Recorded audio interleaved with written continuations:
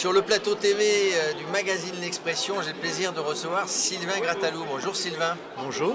Sylvain, c'est le nouveau président du syndicat UNPI, Union Nationale des Propriétaires Immobiliers, un syndicat qui a 130 ans. C'est ça, plus de 130 ans, oui. Et donc vous venez de prendre la direction. Il y a 2 mois, exactement. Et vous connaissez parfaitement le monde de l'immobilier, évidemment. Vous êtes professeur de droit à la faculté de Lyon. De Lyon 3. Vous connaissez, vous êtes avocat, donc tout ce qui concerne un propriétaire immobilier aujourd'hui, vous le connaissez. Disons que je connais, mais comme les lois changent chaque jour, il faut chaque fois se mettre à jour, parfois avec satisfaction, ce qui est rare, et au contraire parfois avec beaucoup de colère, compte tenu de la politique du logement qui est particulièrement délicate. Alors vous dites la politique du logement qui est particulièrement délicate. Des gens ici sur ce plateau hier disaient qu'il n'y avait pas de politique du logement. Oui, mais alors on peut rentrer tout de suite dans le débat. Il n'y a pas de politique de logement. Alors si, il y en a une, mais je ne sais pas si c'en est une. Je suis assez troublé de voir que l'on parle beaucoup de logement à travers la loi de finances.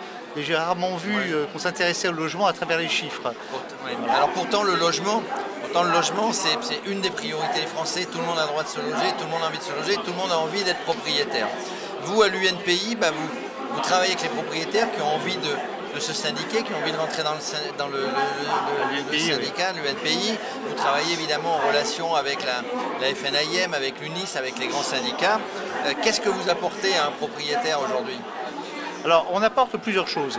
L'UNPI est composé d'une centaine de chambres sur le territoire français qui apportent des services. Et là, de plus en plus, parce que les lois se complexifient, elles se multiplient naturellement et les propriétaires sont un petit peu perdus au milieu de ces modifications législatives récurrentes. Et puis, au niveau national, on a un rôle extrêmement important auprès des pouvoirs publics pour porter justement la voix des propriétaires sur le territoire français, avec une hétérogénéité qui est importante, parce que quand on est sur la côte atlantique, le Airbnb est quelque chose qui préoccupe. Quand on est dans les zones urbaines, c'est l'encadrement des loyers, c'est la hausse de la taxe foncière.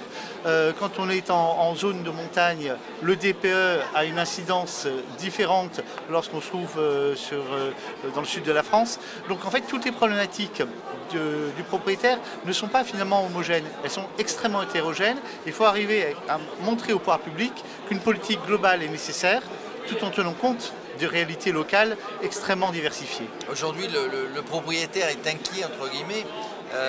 Est-ce qu'il a raison, est-ce qu'il n'a pas raison? Je ne rentre pas dans le débat, mais il y a tellement de lois, il y a tellement de choses compliquées. Vous parliez du DPE avec les passoires, les logements passoires.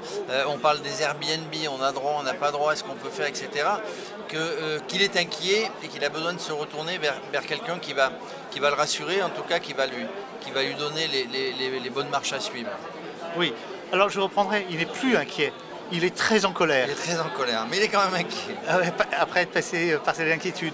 Effectivement, il y a cette inquiétude, mais aujourd'hui, on sent que les propriétaires en ont marre. Marre parce qu'ils ont le sentiment très clairement, et j'utilise une expression qu'on retrouve dans beaucoup de médias, d'être la vache à lait du gouvernement. C'est-à-dire que dès l'instant où il y a un financement à trouver pour les pouvoirs publics, les collectivités ou même l'État, c'est systématiquement vers l'immobilier. Donc, il ne faut pas imaginer que le propriétaire est celui du 19e, c'est-à-dire que le propriétaire bailleur avec 40-50 appartements, c'est le propriétaire moyen. Aujourd'hui, on a une paupérisation des classes moyennes. Alors évidemment qu'ils sont assez éloignés de ceux qui sont vraiment vulnérables et dans la difficulté, mais on n'a plus cette image du propriétaire telle qu'on peut l'avoir. Donc il y a aussi la part des pouvoirs publics à comprendre que le propriétaire doit continuer à jouer un rôle dans la société et que toutes ces mesures-là, même si elles ont pour objectif de maintenir un pouvoir d'achat pour les plus vulnérables, aboutissent en réalité à fragiliser ceux qui sont aussi les acteurs économiques et ceux qui permettent aussi de désengager l'État. Lorsqu'un propriétaire se loge lui-même, propriétaire occupant, ou lorsqu'il permet à un locataire de se loger, c'est toute une charge qui ne repose pas sur l'État. Donc il y a un désengagement qui est possible. Encore faut-il, et là c'est un travail qui à mon avis est extrêmement important, que les pouvoirs publics donnent ou aient confiance envers le bailleur. Et ça, c'est pas gagné. Est-ce que les pouvoirs publics vous écoutent?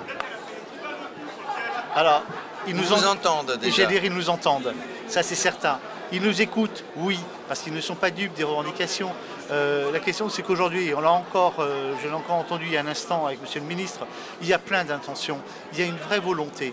Mais cette volonté, on la partage, à savoir qu'il faut passer vers une transition écologique. Évidemment, évidemment. Simplement, c'est les moyens que l'on ne développe pas. Je crois qu'aujourd'hui, les pouvoirs publics exigent du propriétaire et du propriétaire bailleur de parvenir à un objectif que l'on partage sans avoir pour autant les moyens de réaliser cet objectif et dans des délais qui sont extrêmement contraints. Et à tout point de vue. Donc, je ne vois pas comment on peut arriver à rassurer les propriétaires dès l'instant où il n'y a pas un geste de l'État qui consiste à envisager la propriété autrement que comme elle l'envisage elle-même. En conclusion, Sylvain, en pourcentage de gens qui sont propriétaires en France? Il y a 58% des ménages qui sont propriétaires. 58% qui sont propriétaires d'une manière ou d'une autre, hein, soit en bailleur, soit pour se loger eux-mêmes. Exactement. Donc il faut écouter cette majorité. Mais bien sûr, et je ne veux pas croire que ces 58% des ménages correspondent à 58% de privilégiés. C'est fini tout cela. Et le profil moyen du propriétaire est celui qui a un crédit sur le lot, qui a des enfants à charge, qui se prend un ravalement de façade plus un DPE. Tout ça, ça peut être compliqué.